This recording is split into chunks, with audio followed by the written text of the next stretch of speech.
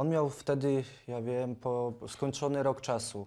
He was about 1 year old, maybe a year and 5 months when I left. He was a small boy, running around. The flat was full of him. He was, how do you say in English, a lovely boy.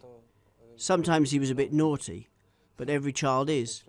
We did not have any problems with him. He was fat when he was small. I even remember we were making fun about the British milk. That was what was making him fat.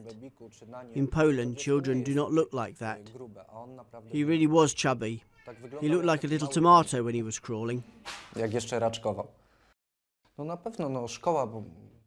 If people in school saw that he was taking food from the bins, they should have done something about that. Gone to Magda or to Mariusz and asked why the child was hungry.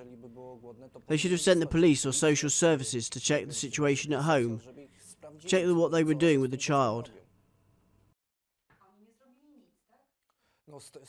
As far as I know, they just did nothing.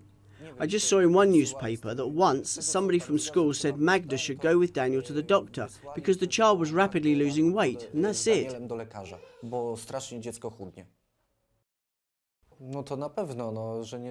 Of course they failed Daniel, that nobody reacted on time. I'm not saying they're guilty, but I know they made a mistake. If they sent Magda to the hospital, why didn't she go? Journalists wrote in newspapers that she did not.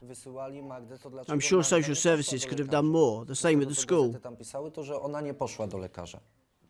Tak, na pewno bym zabrał. Nawet w sądzie właśnie miałem takie pytanie. If Magda had called me and said she couldn't cope with the child, I would have taken Daniel here to Poland for sure. They asked me about that in court. They told me that she claimed she wrote me messages about that she wanted me to take Daniel to Poland. But I never got a single message. If only I got it, I would have taken him for sure. We have 2 kids right now. We would have had 3 then, and Daniel would still be alive.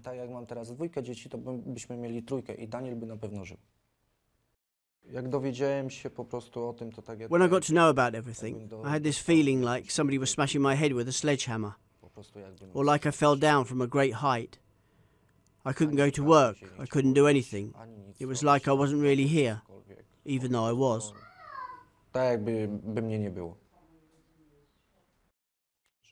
If I could say something to Magda, I would tell her that I want her to spend the rest of her life in prison to rot, that I want her to suffer the same as Daniel had to suffer, to make her feel like she made him feel, and the same for her partner, to make them not see daylight ever again.